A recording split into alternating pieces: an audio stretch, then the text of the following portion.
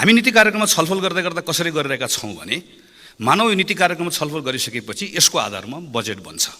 Budget त lock भइसक्यो, त्यो त अब छाप्न मात्रै बाँकी हो नि। यो ल्याउने समय पनि बदलिनु पर्यो, यो बनाउने तरिका पनि बदलिनु पर्यो, यसभित्र हुने अन्तर्वस्तु पनि बदलिनु पर्यो। प्रधानमन्त्रीसँग भएको भिजन, त्यो भिजनका आधारमा नीति कार्यक्रमहरू हामीले बनाइरहेका छैनौँ। सम्माननीय सभामुख महोदय, निर्वाचनबाट नयाँ सरकार आउँछ, प्रधानमन्त्री सरकारको क्याप्टेन हुन्छ। क्याप्टेनले के थाहा हुन्छ भने समय निश्चित छ, स्रोत सीमित छ, आवश्यकता र आकांक्षा भने अपरिमित छ। यो पृष्ठभूमिमा प्रत्येक सेक्टरमा के गर्ने र कसरी गर्ने भन्नेमा प्रधानमन्त्री स्पष्ट हुन्छ। जस्तो उदाहरणको लागि सामुदायिक विद्यालय सङ्कटग्रस्त छ। सामुदायिक विद्यालयमा विद्यार्थी भर्ना हुन्छ तर त्यो विद्यार्थी टिक्दैन, पढाइ हुन्छ तर सिक्दैन।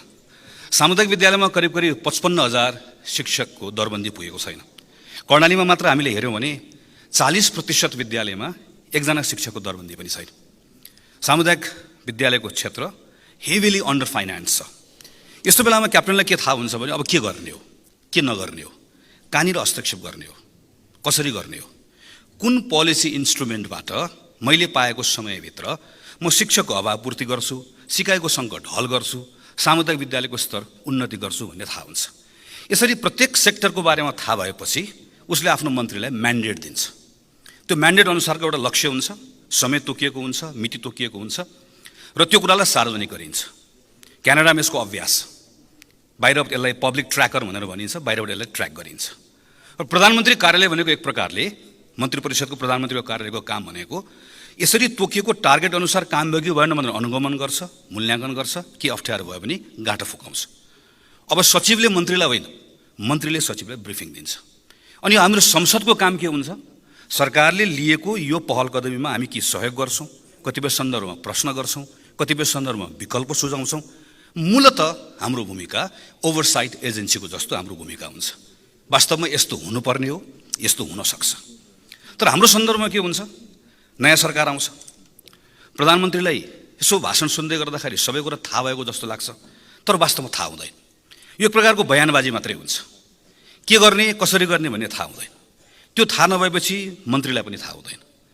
थाहा नभए जब मन्त्री नयाँ जिम्मेवारी लिएर जान्छ, मन्त्रीलाई सचिवले ब्रिफिङ गर्छ। अनि केही दिन मन्त्रीले सचिवको कुरा सुनिसकेपछि अब मन्त्रीले बिस्तारै निर्देशन दिन थाल्छ र केही कुराको घोषणा गर्छ। त्यो निर्देशन र घोषणा पत्र पत्रिकामा छापिन्छ।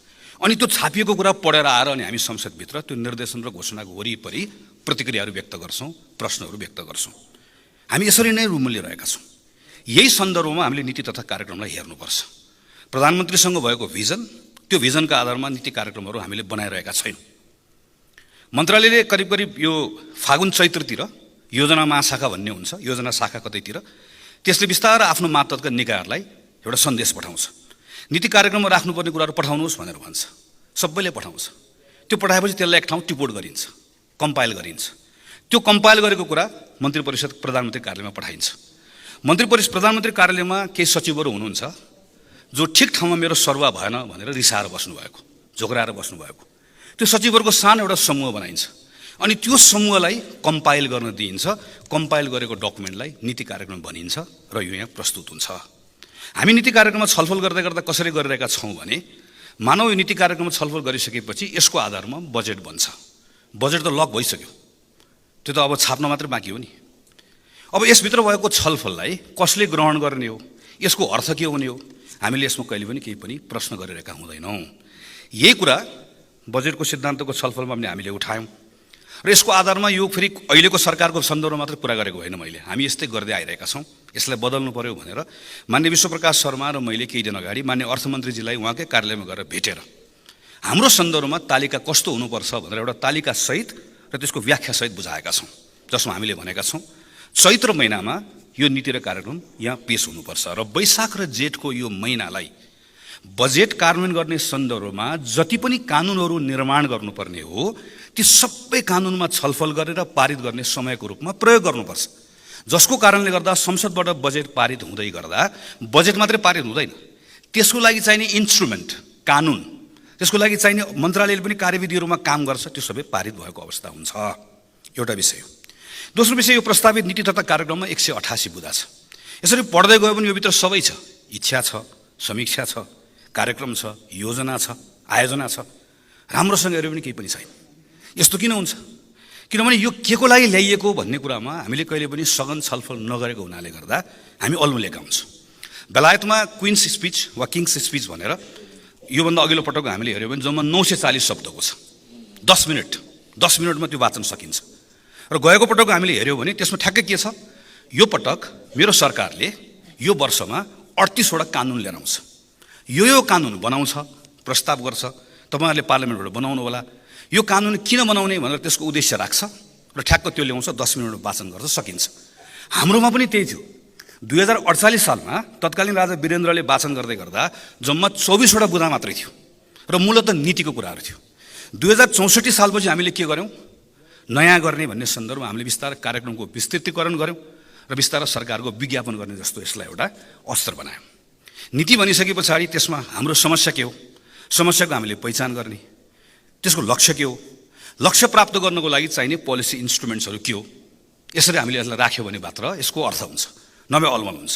उदाहरणको लागि जस्तो बुँदा नम्बर 36मा कृषि मन्त्रालयले के भन्यो? कृषि मन्त्रालयकैबाट आएको टिपोट हो त्यो कि बाँझो जमिनलाई प्रयोग गर्नको लागि मैले सामुदायिक खेती प्रणालीलाई प्रोत्साहित गर्छु भनेर भन्यो।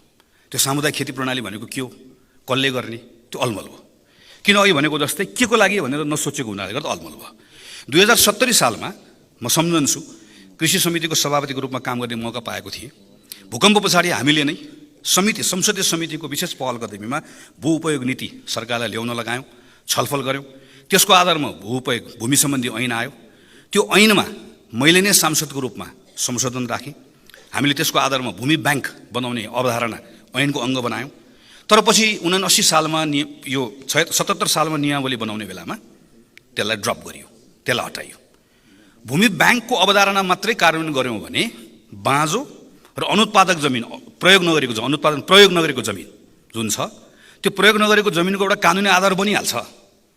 त्यस्तै गरी कृषि व्यवसाय प्रवर्धन सम्बन्धी ऐनको ड्राफ्ट हामी केही सांसदहरूले मिलेर 8 वर्ष अगाडि कृषि मन्त्रालयलाई बुझाएको। त्यो एउटा मात्रै कानुन बन्यो भने मूल्य श्रृङ्खलामा उत्पादन गर्ने कृषक र व्यवसाय गर्नेको बीचको सम्बन्ध कस्तो हुने भनेर त्यसले परिभाषित गरिहाल्छ।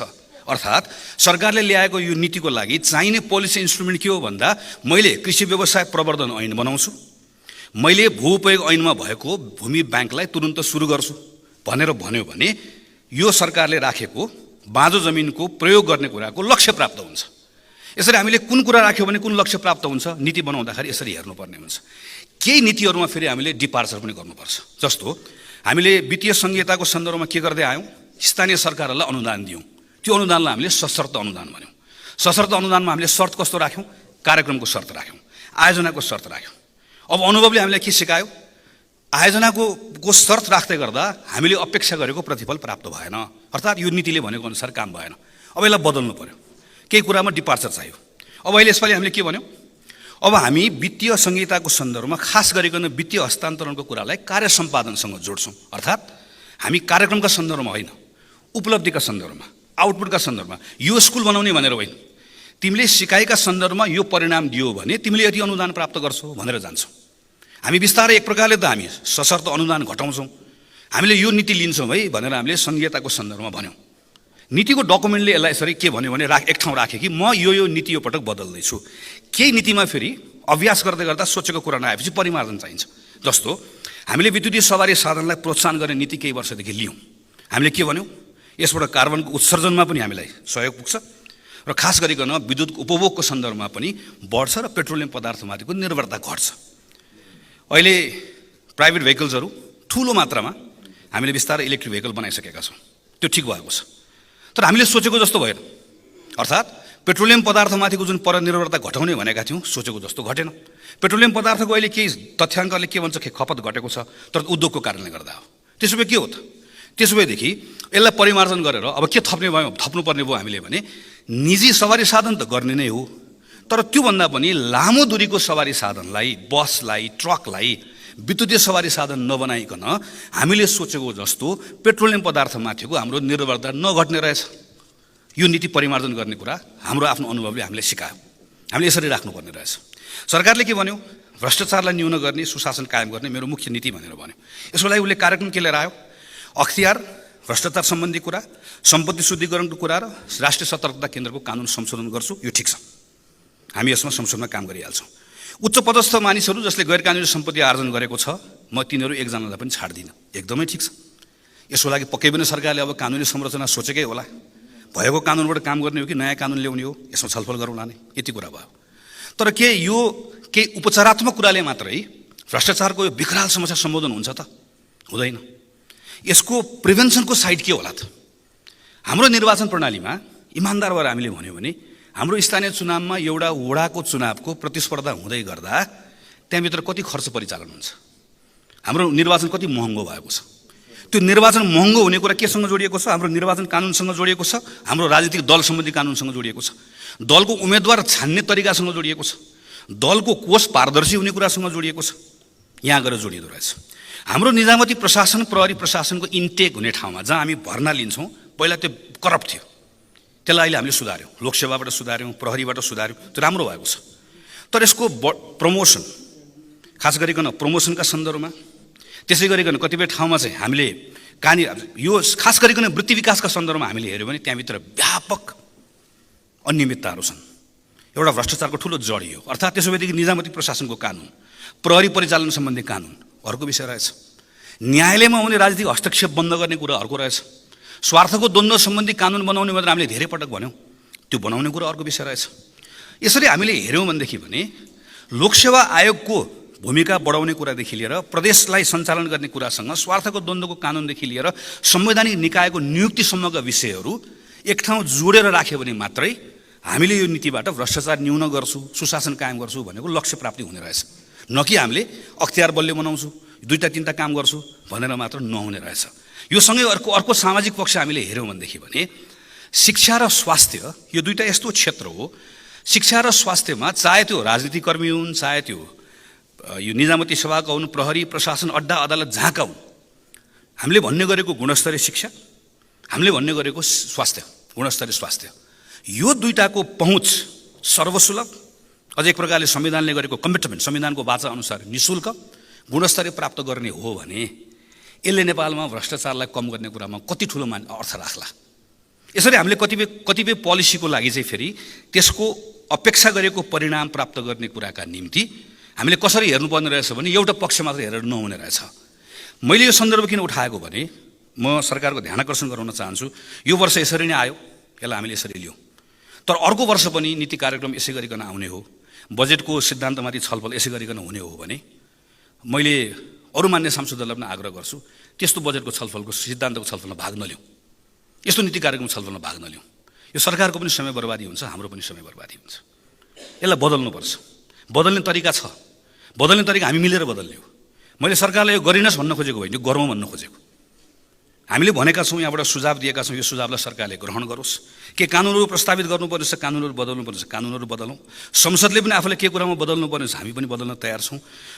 यो ल्याउने समय पनि बदलिनु पर्यो, यो बनाउने तरिका पनि बदल्नु पर्यो, यसभित्र हुने अन्तर्वस्तु पनि बदलिनु पर्यो। यो बरु जम्मा 5 पेजको आओस्। तर सरकारले के भनोस् भने मैले यो कुराको लागि यो नयाँ कानुन ल्याउँदैछु, यो नीतिबाट मेरो अपेक्षा गरेको परिणाम आएन, म बदल्दैछु, यो कुराको मेरो समग्रतामा म हेर्दैछु, यसरी आओस्। मेरो यसमा शुभकामना छ। सरकारले ल्याएको नीति कार्यक्रममा जे उद्देश्य राखेको छ त्यो सफलता प्राप्त गरोस्, मेरो शुभकामना छ। तर यो वर्षको छलफलबाट आउँदो वर्ष यसलाई सुधारोस् भन्ने कुरा म चाहन्छु। र अन्त्यमा सम्माननीय सभामुख महोदय, यो भ्रष्टाचार र सुशासन सम्बन्धी विषयका सन्दर्भमा भुटानी शरणार्थीको प्रकरण सरकारको अगाडि, हाम्रो अगाडि यसरी आएको छ कि मैले अस्ति भनेको थिएँ, यो विषयलाई राम्रोसँग यसले टुङ्ग्यायो भने सरकारको वाचारमा विश्वास हुन्छ। अहिले जसरी नामहरू आउन थालेको छ, एक प्रकारले लाज पनि लजाएको जस्तो भएको छ। को परेको हो, को नपरेको सुन्दा सुन्दै अलिपछि जाँदै गर्दाखेरि हाम्रो वरिपरि भएका, हामीले देखिरहेका, जिम्मेवारी लिइरहेका मानिसहरू एकपछि अर्को तानिँदै जाने हुन् कि भन्ने जस्तो लाग्न थालेको छ। तर यसमा सरकारको परीक्षा हेर्नुहोस्, परीक्षा छ, अनुसन्धान कसरी भइरहेको छ, सबै नागरिकले हेरिरहेका छन्। चाहे त्यो सलाम गर्ने मान्छे होस्, चाहे त्यो सलामी लिने मान्छे होस्, जसलाई छुएको छ, जसको नाम आएको छ, त्यसको फेयर अनुसन्धान हुनुपर्छ। त्यो अनुसन्धान भएन, मैले गरिनँ भनेर भन्ने कुराले कसैले पनि यसबाट मुक्ति पाउने अवस्था छैन। सरकारको परीक्षा पनि छ। सरकारको परीक्षा सकिएपछि अब न्यायालयको परीक्षा सुरु हुन्छ। न्यायालयले पनि अब यो विषयमा मैले न्याय गरेँ भनेर मात्र पाउँदैन, न्यायको अनुभूति हुनुपर्छ।